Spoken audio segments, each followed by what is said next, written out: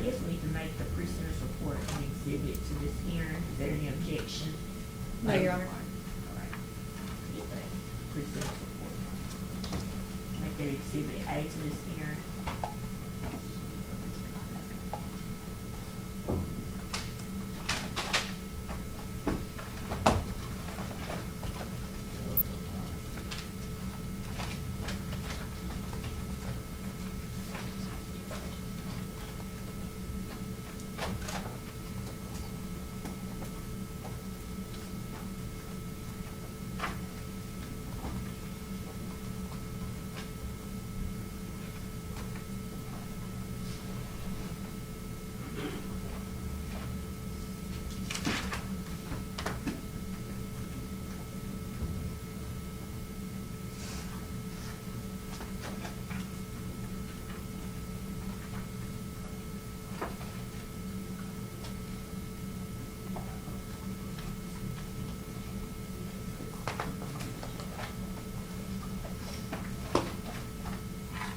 Your Honor, I have mine if you need to make a copy.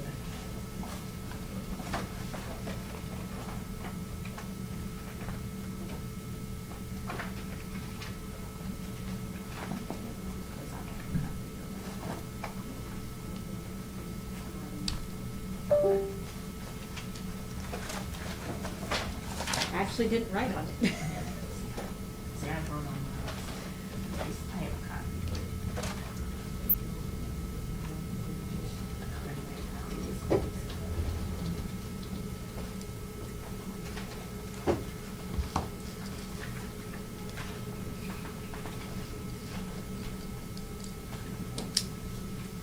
I guess we will need that copy. Yes, ma'am.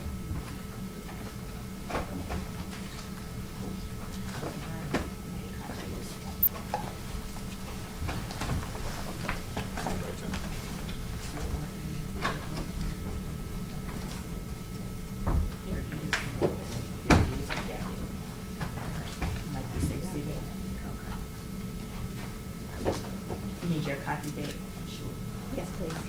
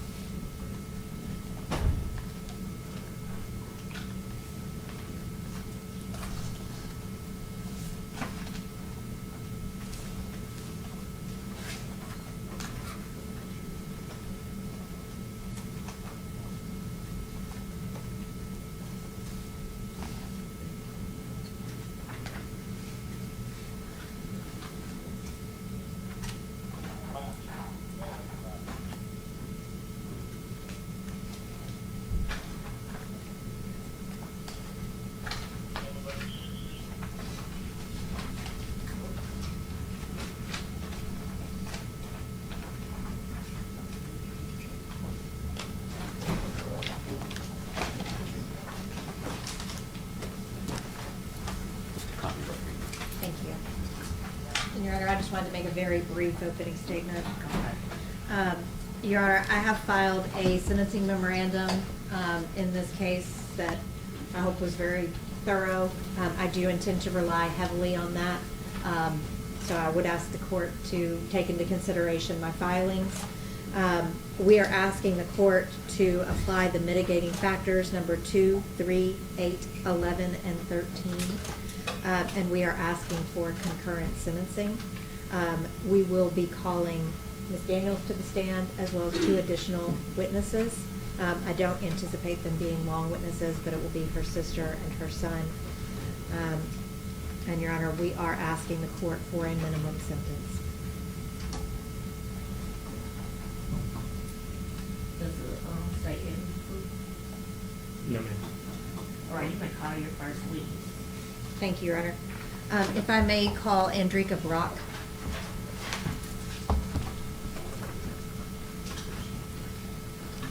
Come on with me, ma'am.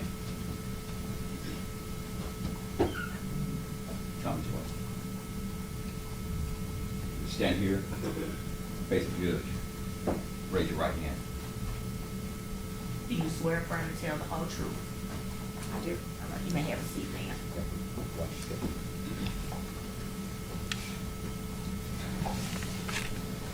Can you please state and spell your name? My name is Andria Brock. That's Andreka. Last name Brock, Brock. Ms. Brock, do you know Latasha Daniels? I do. How do you know her? By blood, she is my cousin. In life, she's my sister. Have you prepared something that you wanted to read to the court today for the court's consideration on Latasha's sentencing? I have. Would you please read that? First of all, Your Honor, thank you for allowing me to speak today. I first want to acknowledge the seriousness of this case and the loss that has occurred. Nothing that I say today is meant to minimize that. With a heavy heart, I'm here to ask for grace and mercy because I know my sister beyond this moment. I know her heart. I know her character. She is not defined by the worst moment of her life. She is a mother to 2 boys who love her deeply and need her. She has always been a present, nurturing, and devoted mother. I have watched her love them, fight for them, pray over them, and show up for them every single day. Latasha has spent years helping others, counseling men, women, and children who were struggling in life. I watched her start and build a nonprofit to support other people and continued this mission even while facing her own struggles. She has always been the person that people leaned on and poured into these people consistently. But during one of the darkest times of her own life, she was struggling in many ways that we didn't fully see. And as her big sister, I carry that heavily because I feel like I failed her in some way. This does not excuse what happened. But I want you to know that this was not the act of a cold, heartless person. This was a broken person in pain who made a devastating decision. I know that she is remorseful. I've watched her up until trial continue to pour into this nonprofit, helping others, continuing to pour into others, all the while struggling herself. She is a woman who needs accountability, yes, but also compassion and the opportunity for redemption. Your Honor, I respectfully ask that you consider her full life, her service, her motherhood, her mental struggles, and the impact her absence will have on her boys. We're not asking you to ignore what happened. We're asking you for mercy within justice. Thank you. Thank you. No question. All right, let's get down there. You're under, next we would call Deandre Davis.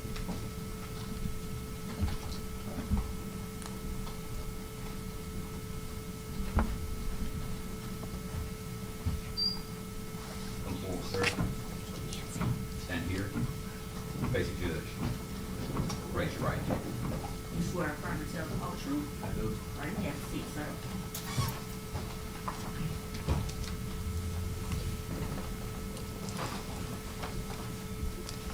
You may proceed. Thank you. Would you please state and spell your name? Deandre Davis, Deandre Davis, Deundre, last name Davis. Mr. Davis, do you know Latasha Daniels? I do. How do you know her? That's my mother. Have you prepared some words for the court today I- that you I want have. her to know about your mom? I have. I'm Gen Z, so they're on my phone if you don't mind.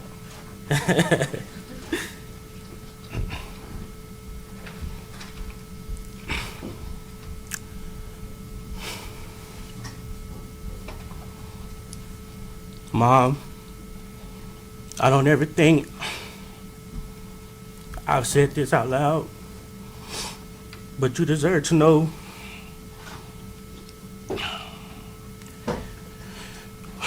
watching you become a mother at a young age, it was so much being demanded from you than it should have been. As a young single mom, raising 2 boys, you carry responsibilities that most people don't fully understand. You didn't raise us, you protected us, guided us, and loved us with the strength that we could ever ask for. But things were hard, especially when things were hard. Later, when life changed, you became a wife while raising 3 boys. You had my little brother, and you kept going. You gave, and you gave. Even when you didn't feel appreciated, even when efforts seemed unseen, you made sure we always had what we needed, and somehow even the things we wanted. No matter what it cost you, you turned sacrifice into love, and that we didn't realize. How much you was carrying. What hurts my heart the most, but fills it with so much admiration, is at the same time, it's knowing how much you were hurting emotionally, while still choosing to be strong for everyone else. You showed up every single day with a smile, encouragement, with love, never letting us see your pain. You put yourself last so we could feel safe, supported, and whole. You was always there for everyone, family, friends, anyone who needed you, while quietly feeling like no one was around for you. Even then, you didn't harden, you didn't stop loving, you didn't stop giving. You continued to put us and others before yourself, and again, because that's who you are. Your love shaped the people we became. Your strength taught us resilience. Your sacrifice taught us empathy. And your heart taught us what's real and what unconditional love looks like. I see you now. I see everything you did. I see everything you endured. And I want you to know you were never invisible. You were never alone. You're always appreciated, and you're the best mother I could ever ask for. Thank you for being our foundation, our safe place, and our example of selfless love. I'm proud to be your child. I'm proud to call you my mother. This storm doesn't last forever. God has never failed us, and He won't fail now. Stay kingdom focused and love up, because even through it all, we all we got. I love you, Mama. Thank you, Your Honor.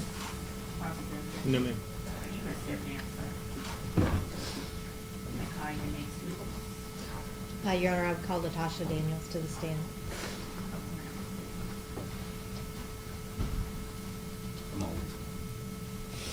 Stand here, face me. Raise your right hand. You swear affirm to tell the whole truth? Yes. Right hand, sit down.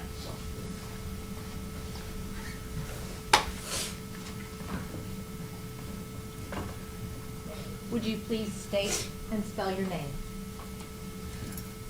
Latoshia Daniels, Latossia, Daniels, Daniels.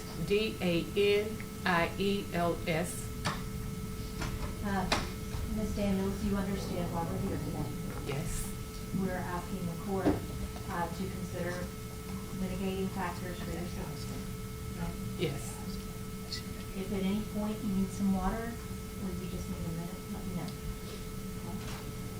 Okay? Now, you testified at trial, right? Yes.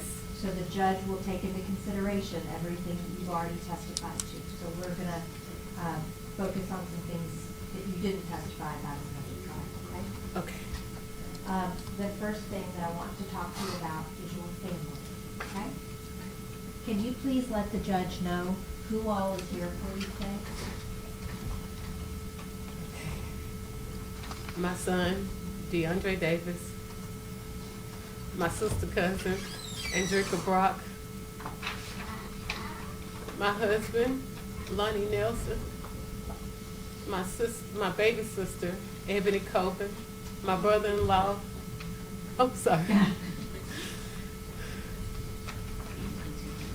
my brother-in-law, Alpha Coben. My middle sister, Nicole Curley. My mother, Annie Marbray. My inner circle and dear friend, Karma Gardner. My lovely auntie, Barbara Ganaway. The matriarch of our family, Nettie Curley. My cousin, Frederick Daniels. Miss Tammy. My prayer warrior. My everything, Aunt Gladys, Curly, and Mr. Henry.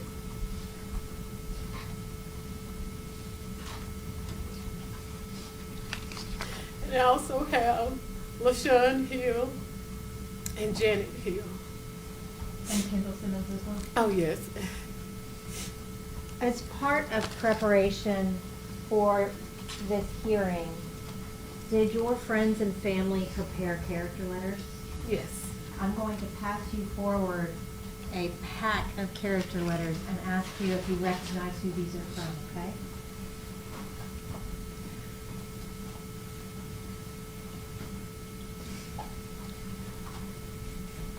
You want me to read them or just, like their name, just look to see? If you want to just list off who they're from, you can, if the court would like that for the record.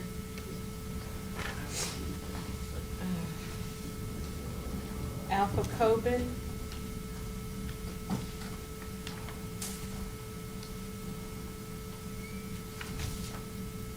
Ebony Coben.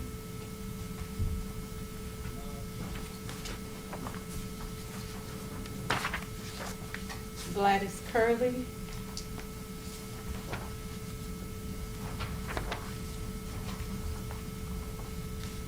LaShawn Dunn.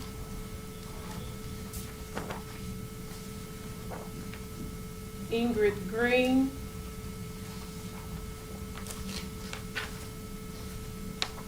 Dr. LaShawn Hill.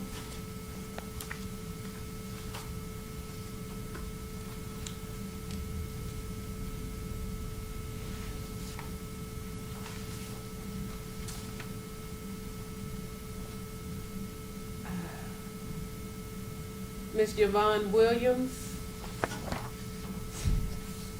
Janet Hill.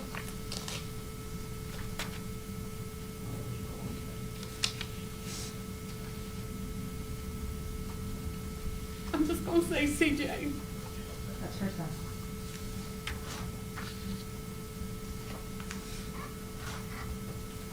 Dr. Latoshia Johnson.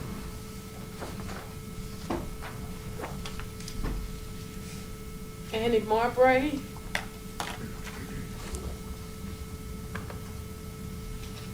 Amy R. Miller.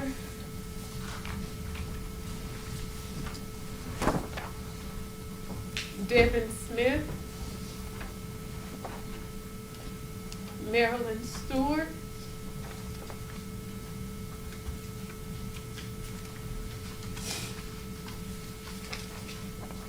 Kendall Summons.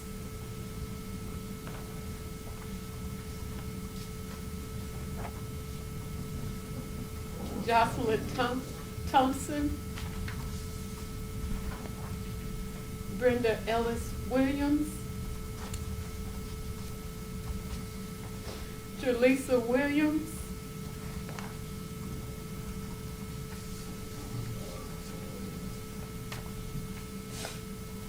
Pastor Ronald Bailey.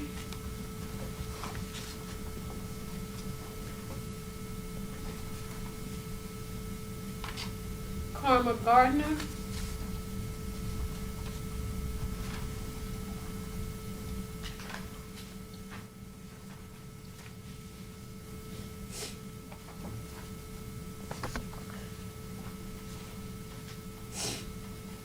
Dr. Hill and Amy Miller loved me. They said too. Oh, God.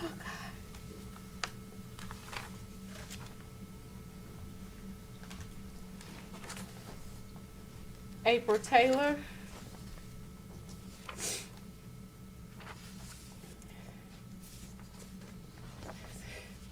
Your Honor, I would ask that the exhibit number B, it has exhibit A sticker on it from the sentencing memorandum. And Your Honor, that does include the ones filed with the sentencing memorandum as well as the additional ones received after that filing. Show the care to your list on exhibit B to the. Thank you, Your Honor.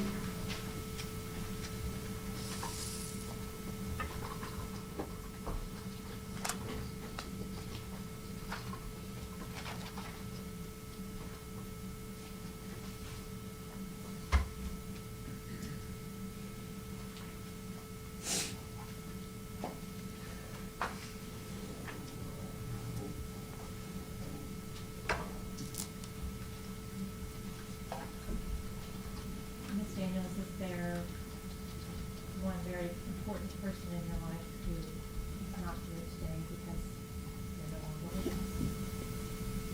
Yes, Who is that? my oldest son, Deandre Davis. And when did he pass away? November 8, 2019, 4 months after I was incarcerated. And did that pass suicide? He died by suicide. And were you able to go to his funeral? No.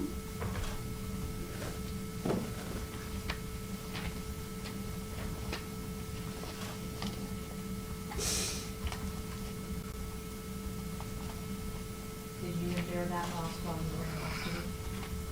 Yes. Now, I want to kind of shift gears, okay? I want to talk to you about your employment, okay? I'm going to pass you forward a document. And so I'll make you recognize.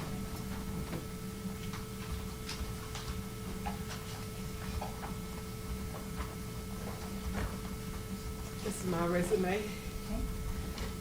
Tell me, kind of a general breakdown of your employment history. Before incarceration, I was a clinical mental and behavioral health therapist where I was in private practice for many years. I also founded a nonprofit organization called Links of Love. What does Links of Love do? We help, well, after incarceration, we started doing business as Love 365. And at that time, we began to help young adults navigate through life, to be spiritually, mentally, and emotionally healthy while navigating through life, so that they may build resilience and thrive through life. And that was, you expanded on that after you were released on bond. Yes. What else did you do employment-wise while you were on bond? I worked at Whataburger, where I started off at the bottom and within 6 months became the restaurant trainer. I left that position and went and began to become a barista at a local coffee cafe. Does that resume accurately reflect your employment history and your educational history? Yes, I also started a business where I became a life coach. Your Honor, I'd ask that that be the next exhibit. Any objection? No objection. Show, defendant's resume as exhibit C to this hearing.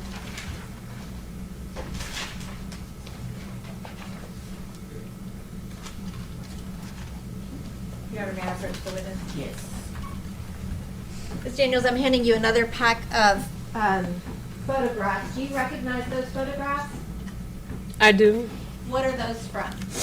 These are from two various community service projects where the young adults, although we work through spiritual, mental, and emotional resilience, we also give back to the community. So these are two projects. So one, we did a project where we painted the church parking lot so they could have lines so they can park. And then the second one was a back-to-school giveaway where we gave back school supplies to the local community. Are those the only two community service projects you've ever done? No. Your Honor, I'd ask that that be made the next lettered exhibit.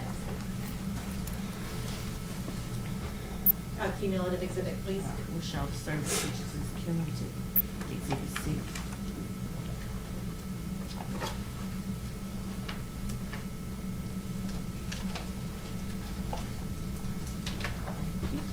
What other types of service-related acts have you done?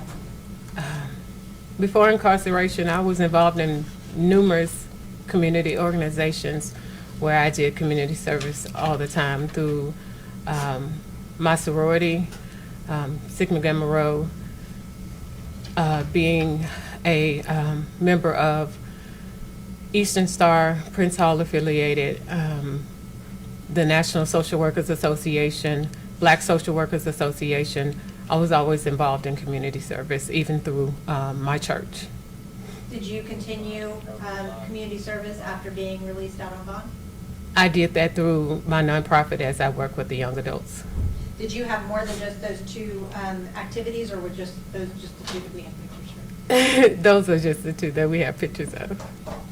Your Honor, may I approach the witness? Yes. Ms. Daniels, I'm handing you a stack of books. If you would please look through those and tell me if you recognize them.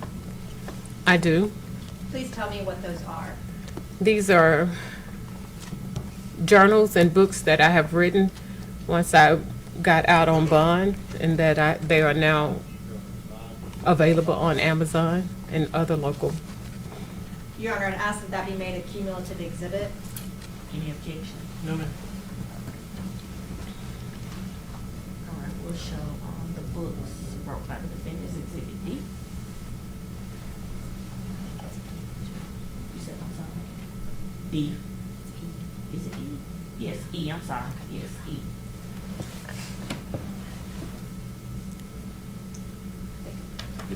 Can you please look at each of those, indicate the title, and kind of a brief description of what they are? This first one, Authentic, is just a writing journal. A Prayer for Mom, a journal for teens with incarcerated mothers, is a guided journal for teens who have incarcerated mothers. A Mother's Prayer is a journal for incarcerated mothers. It's also a guided journal. Were those two specifically kind of inspired by your personal experience in custody? Yes. Know Thyself is just a journal, and it has encouraging words for women as they write through each day.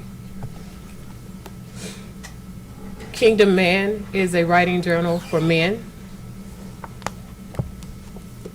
Kingdom Teen, 1 Peter 2:9, True Royalty, is a writing journal for teens.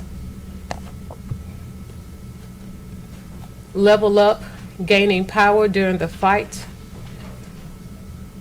is the beginning of memoir of sharing my story and my journey as I went through incarceration and learning to gain power during that time. Feel, Deal, Heal, Acquiring Love, Liberty Over Vulnerable Emotions, is again part of my journey and story as I begin my healing journey through this process. Now, I noticed several of those are writing journals. Why did you focus on creating writing journals for people? Journaling is a coping skill that I use throughout all my life, but found it to be very necessary and needed during this particular season of my life. And did you want to share that with others so Yeah. that they could help find that comfort? Yes. I want to talk to you next about your mental health, okay? Yes. Now, you have a master's degree in social work, right? Yes. Well, I have. and let me do this while we're talking about it. May I approach? Yes. We'll back up just a minute. Do you recognize those documents? I do. What are those? These are photographs of my degrees. Okay, and what schools are they from and what are they degrees for? The University of Arkansas at Little Rock, a Bachelor's of Arts in Criminal Justice. University of Arkansas at Little Rock, a Master's of Social Work. Walden University, Doctor of Social Work. I misspoke, you have doctorate. Yes. Your Honor, if we could make those the next letter exhibit, I believe that would be F. Any objection? No, ma'am. All right. Show the defendant's degrees marked as exhibits. Counsel.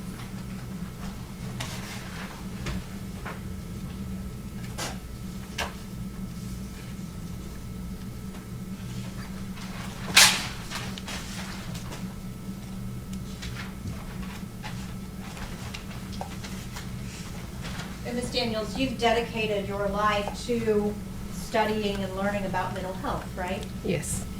But you yourself have struggled with mental health difficulties. Yes. As part of that struggle, since being incarcerated and even before, had you sought mental health professional care? I have. Okay. What were you doing prior to incarceration? Prior to incarceration, I had begun to do individual therapy.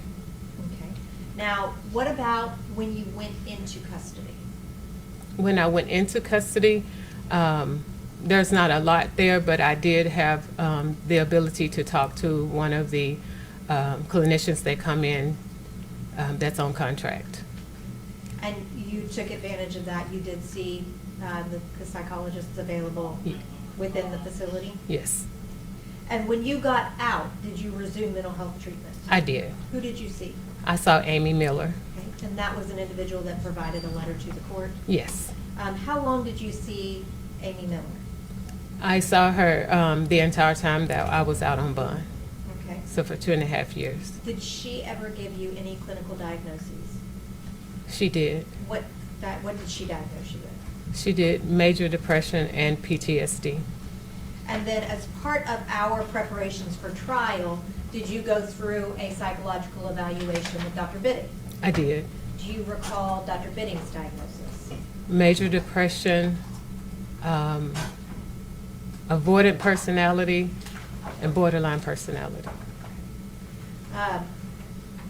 Do you recognize, while you're in custody this time, do you intend to continue to pursue mental health treatment?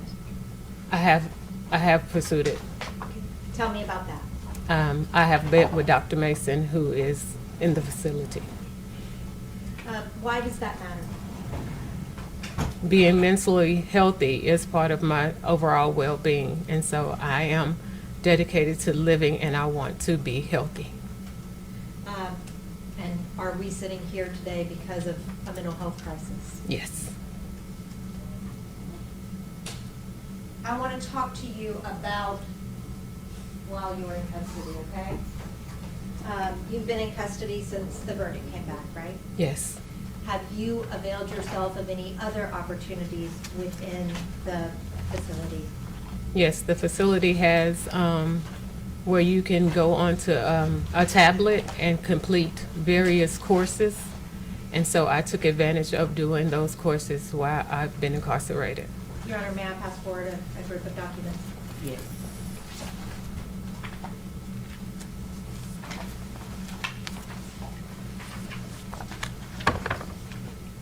Do you recognize what those are? Yes, these are the certificates I've gotten from completing various courses. Would you please, for the record, read what course they are and their date of completion? Entrepreneurship, November 2025. Origin Wellbeing Academy, December 2025. Enduring Skills, December 2025. The Only Person You Cheat Is You, December 2025. Explore a Career in Electrical, January 2026. Digital Marketing Certification Preparation, January 2026.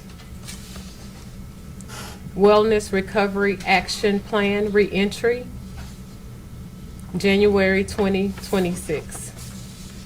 The Master Plan, January 2026. Your Honor, I'd ask that that be the next lettered exhibit. Any objection? No, ma'am. Show certificates. This game certificates is exhibit G. Exhibit G.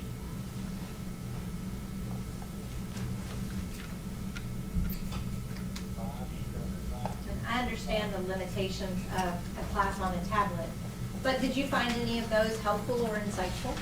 Yes, most of those that I took intentionally because they all, for the most part, assisted me with continuing with enhancing my mental and emotional well-being. With those sorts of courses, is it kind of one of those things you get out of it what you put into it? Yes. And are you just going through the motions to get certificates, or are you still pursuing betterment? No, I'm pursuing betterment. Now we're moving into the closing end of things, okay? I know that there are some apologies that you wanted to make and some words that you wanted to say to the court. So now is your time and your opportunity to do that, okay? Your Honor, to this court, if I may, start with the Perry family.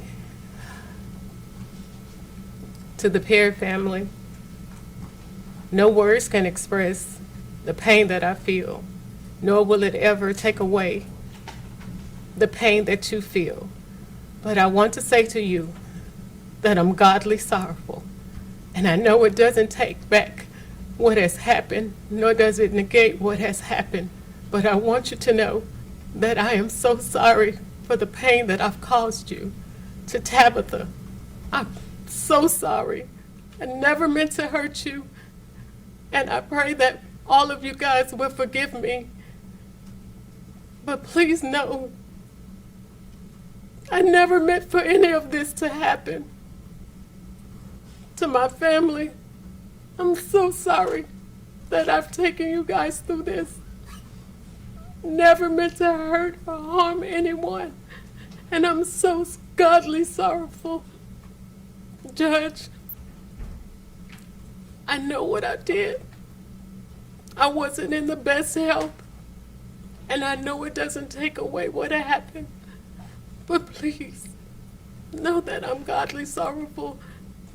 And I ask that you extend grace and mercy. That's all I have, Your Honor. Cross-examination. No question. All right, you may step down now.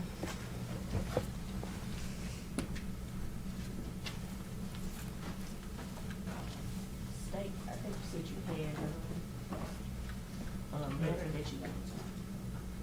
I do, as part of my argument, is what I was Okay. gonna do. Okay, all right, final argument. We'll start with the state. So,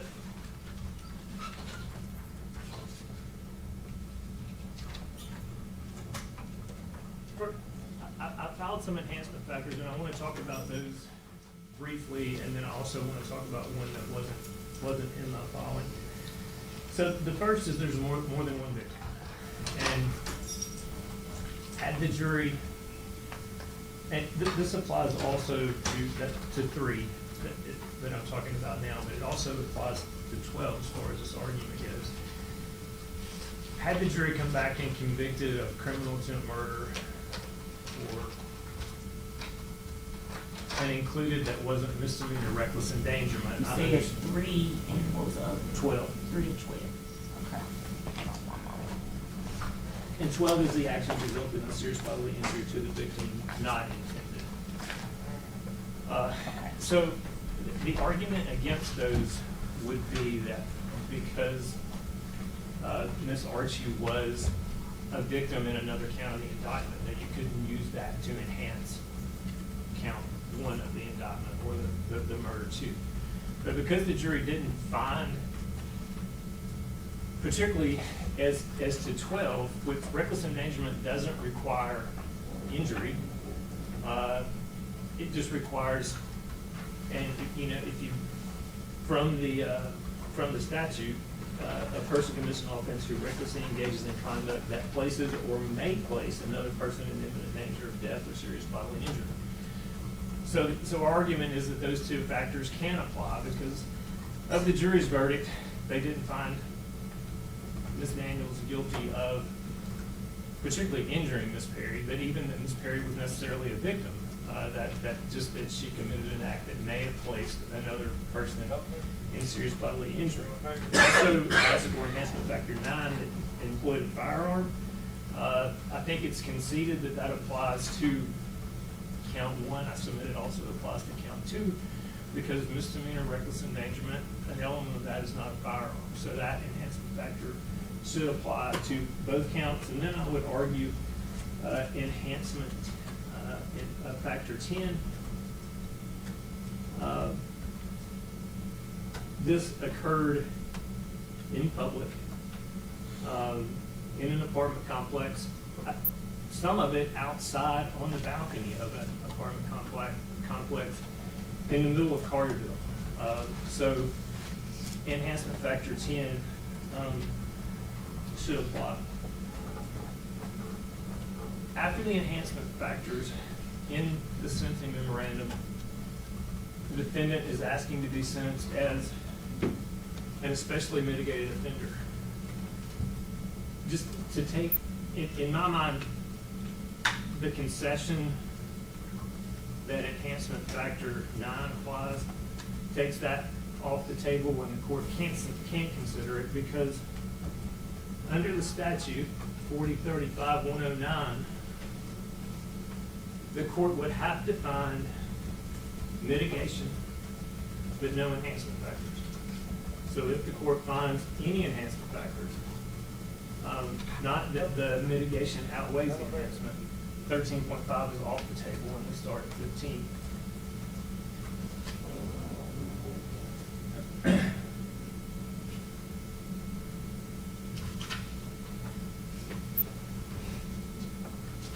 And then finally, I just want to talk a little bit about the facts, and I'll kind of tell the court why maybe at the end of mentioning these.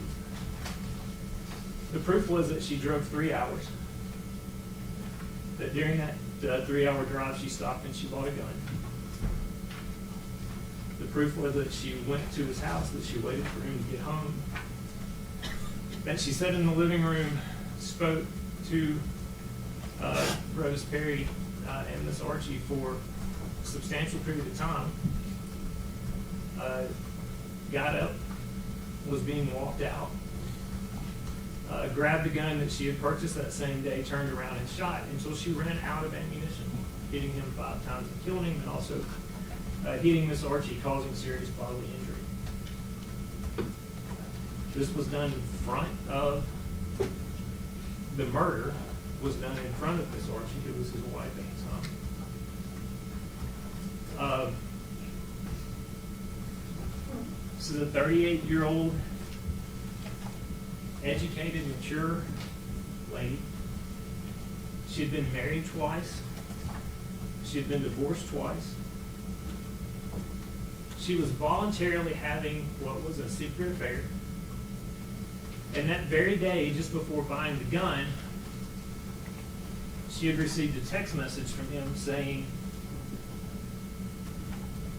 that he wanted to end this affair. I tell the court all this because, and the court heard that, because even though the jury came back with second-degree murder, according to State v. Winfield, 23 Southwest 3rd, 279, Can you repeat that side? 23 Southwest 3rd, 279. The court can base the sentence on the underlying facts of the offense for which she was acquitted, which is first-degree murder. And the reasoning goes that the jury's verdict simply says that the state didn't prove premeditation beyond a reasonable doubt. The standard of proof in this sentencing hearing is preponderance of the evidence. And so the court can consider all of those facts that I just laid out in front of you showing premeditation under the preponderance of the evidence standard and use those facts, and you can't go outside of the convicted offense's range. But certainly you can use that when considering what's the appropriate sentence for second-degree murder.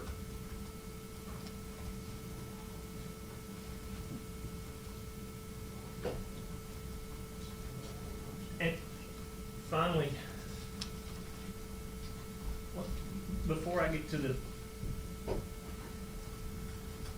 victim impact letter, Ms. Daniels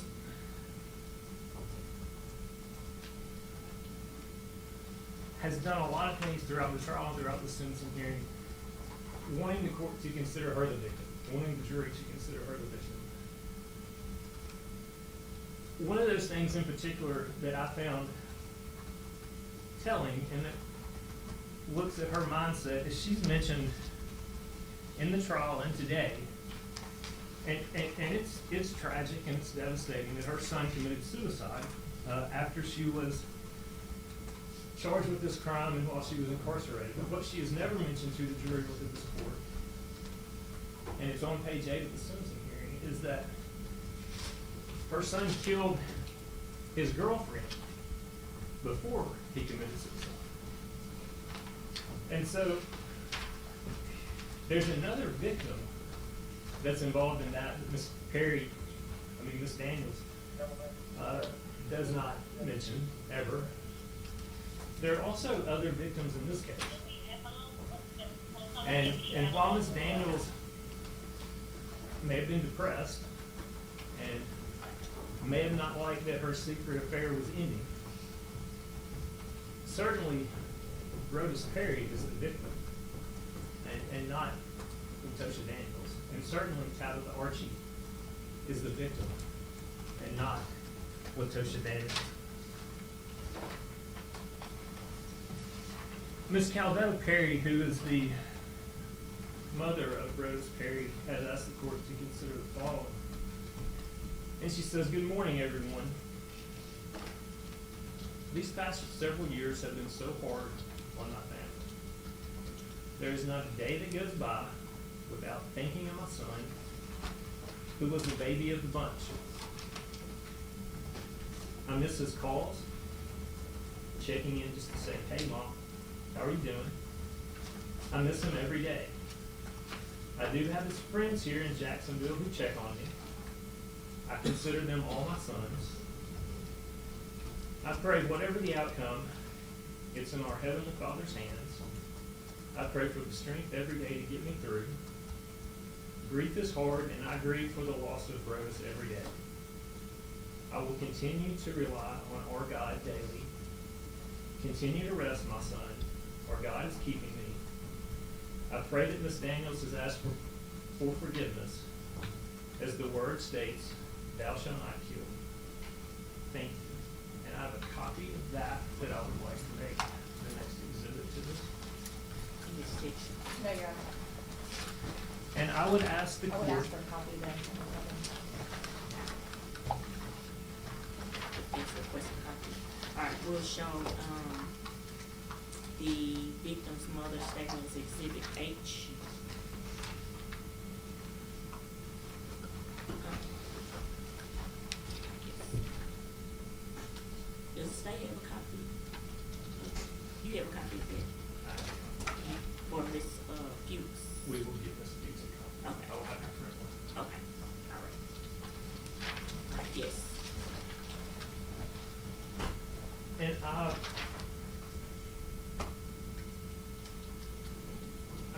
throw a number out there. I think legally 13.5 is not on the table, based even just on the concession in the sentencing memorandum. One person was killed, another person seriously injured. I submit a lot of proof of premeditation. The sentence should be closer to the top of the range than the bottom of the range. And we've asked the court to sentence her as such. The defense found a bunch of mitigating factors. Do you have a position on those? I know. All right. Your Honor, first to address Mr. McAlpin's statement, the situation regarding her son, that would not have been appropriately before the jury. That would not have been relevant to the proceedings before the jury. That happened after this offense. So that is why that did not come up to the jury. And Ms. Daniels is the one who provided that information to probation for it to have been included in the report. So I would disagree with the fact that she has never mentioned that report. The state did not file intent to seek consecutive sentencing in this matter. And the state argued more enhancement factors than it actually filed on. But I believe I have addressed all of the enhancement factors in my sentencing memorandum. To go through briefly on the enhancement factors to respond to Mr. McAlpin prior to arguing the mitigating factors. As to factor number 1, she does not have any criminal history. She does not have any criminal convictions or criminal behavior in addition to those necessary to establish the appropriate range. So that would be any situations outside of these events that are before the court for sentencing. There has been no proof of any criminal convictions or criminal behavior by Ms. Daniels. So I would submit that factor is not applicable. As to factor 3, that the offense involved more than one victim.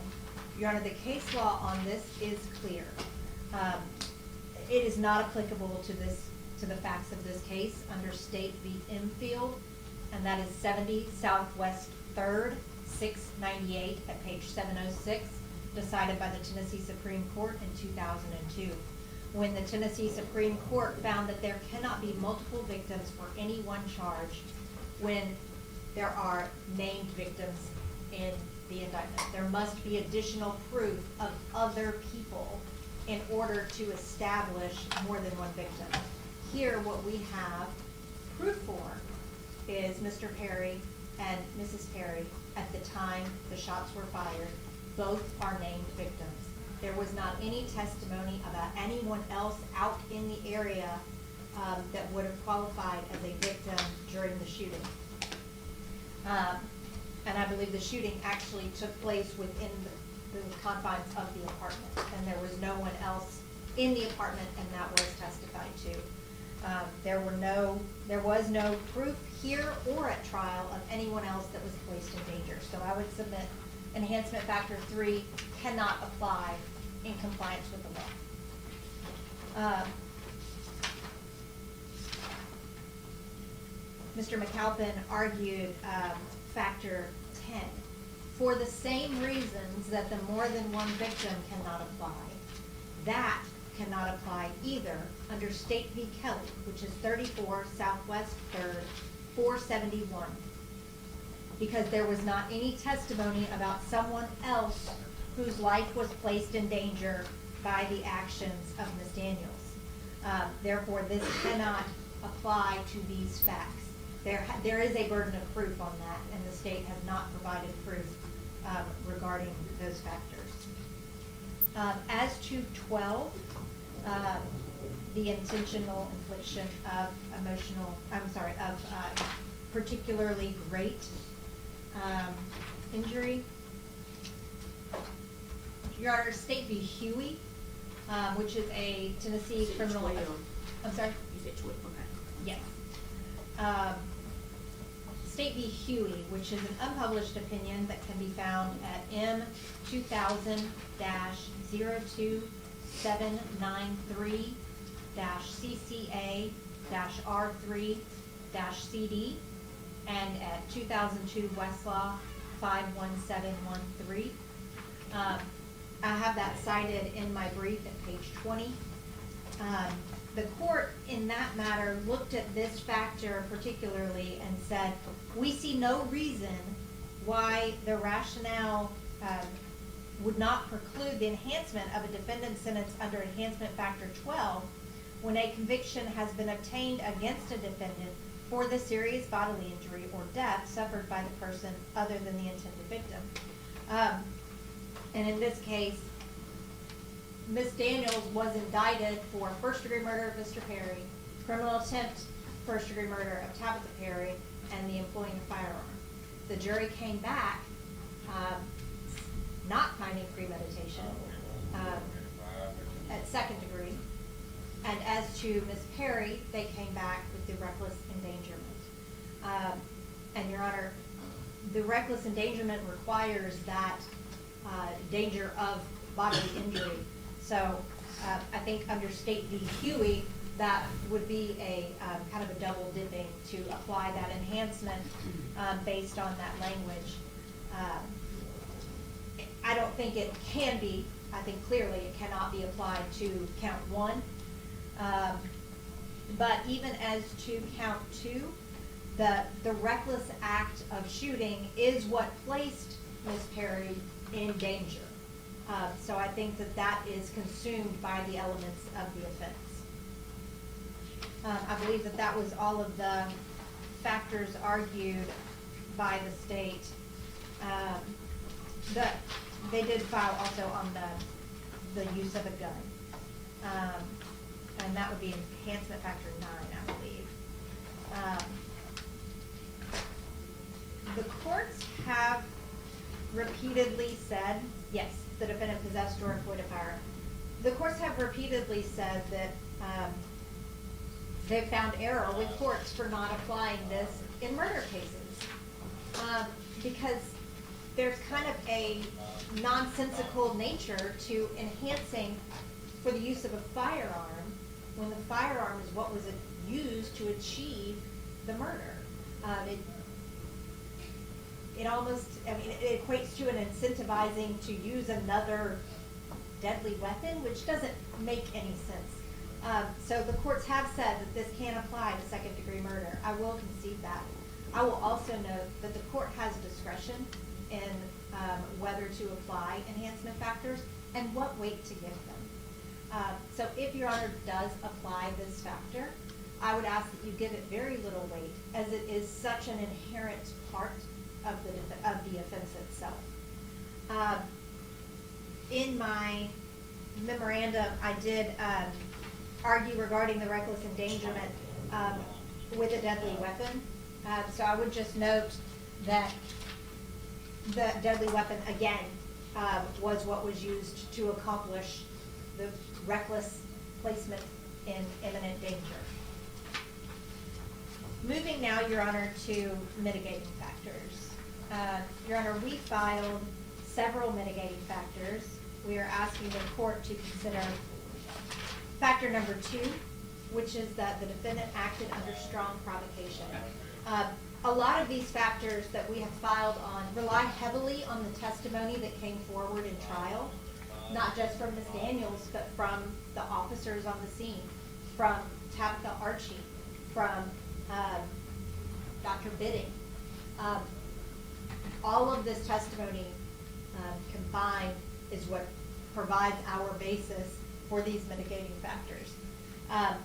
And particularly as to Ms. Daniels' testimony, she described the relationship that she and Mr. Perry had, and how it, especially at the end, was somewhat emotionally tumultuous, and that she was being pulled through this emotional whiplash, especially that day. And that the moment that she pulled out that gun, she was screaming, "You broke my heart." That she was so completely overcome by her emotions, coupled with her own mental health crisis, that qualifies as an adequate provocation here.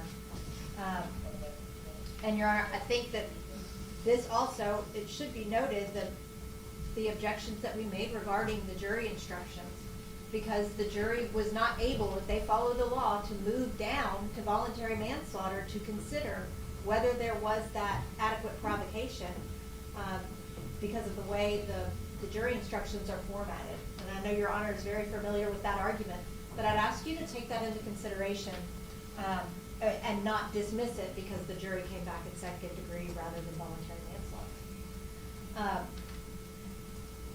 Mitigating factor number 3. Substantial grounds exist tending to excuse or justify the defendant's criminal conduct, though failing to establish a defense.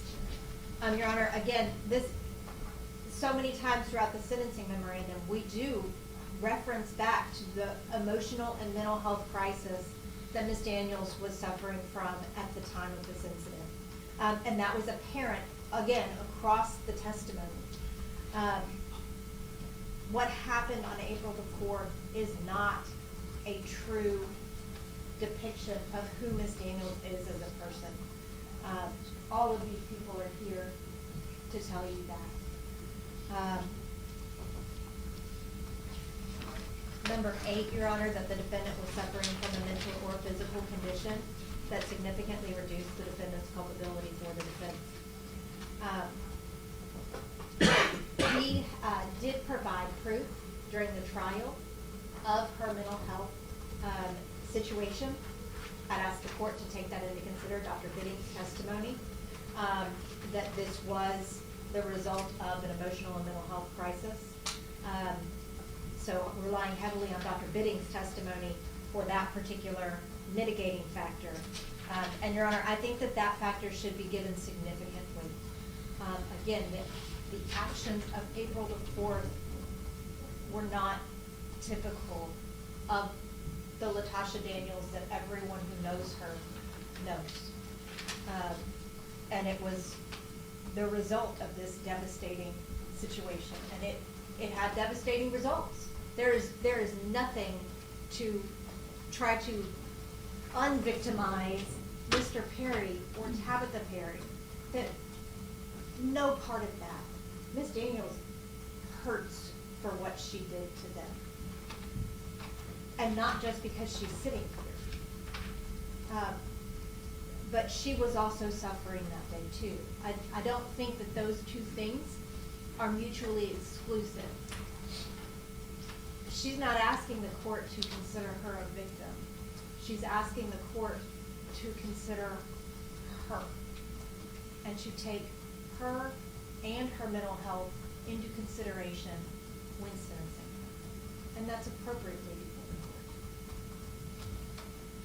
the court. Factor number 11, the defendant, although guilty of a crime, committed the offense under such unusual circumstances that it is unlikely that a sustained intent to violate the law motivated the criminal conduct.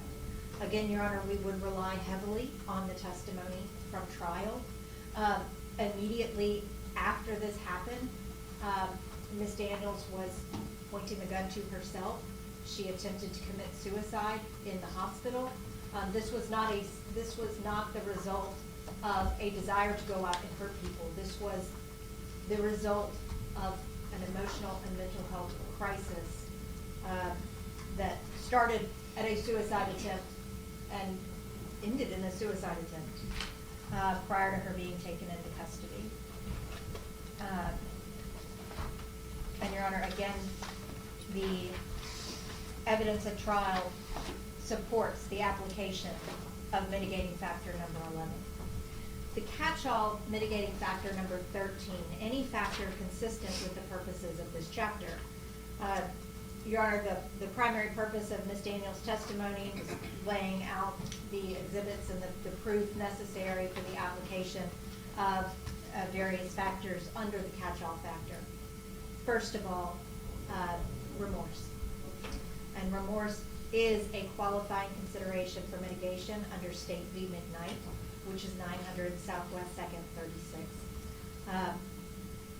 Relying on both her testimony today and her testimony at trial, Ms. Daniels has repeatedly emphasized how remorseful she is for her conduct. This is something that she grapples with every single day, and knowing the pain that she caused to Mr. Perry's family, taking his life, to Tabatha Perry Archie, to her family, to Ms. Daniels' loved ones and her family.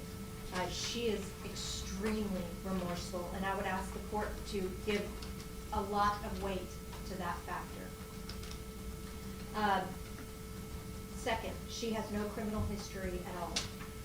And it is, again, an appropriate mitigator under State v. Kelly, which is 34 Southwest 3rd 471. She has a very strong family and support system, as is apparent in the courtroom today by these numerous people who are here to support her. And that is something that the court can take into consideration as a mitigating factor. She has a positive work history. The court has a copy of her degrees, a copy of her resume, information about her community service through her nonprofit. And that is also appropriately before the court as a mitigating factor under State v. McKnight. I also think that it should be considered that she got her education and pursued a impressive career after becoming pregnant at 17. I mean, just to overcome the hurdles that she overcame, to do all of those things while dealing with her own mental health issues and parenting. She is an extremely motivated person that has always tried to seek better for herself and her family. And Your Honor, I did provide citations that the work history is an appropriate mitigating factor. She has a strong history of community mindedness before incarceration and after being released on bond. She continued her community service activities. She established a nonprofit. She has written books to help others navigate their way through the mental health crisis that she herself has had to navigate through, and try to give people tools. This is very real for her in the books, the journals for the incarcerated mothers and the children of incarcerated mothers, especially after having lost her child while she was in custody. She has a positive educational background. She has an incredibly impressive educational background, all the way up to a doctorate degree. She has dedicated her life to helping others, as is evidenced by her profession choice and the books that she has provided. The court is to take into consideration the strong R testing, and she came back with a low risk of recidivism. And the only risks that they noted were mental health related. So, Your Honor, I would ask that the court give strong deference to the fact that she is not a risk of recidivism according to the strong R. The state did not request consecutive sentencing. I would ask that Your Honor not find for consecutive sentencing. I don't think that any of the Wilkerson factors apply here.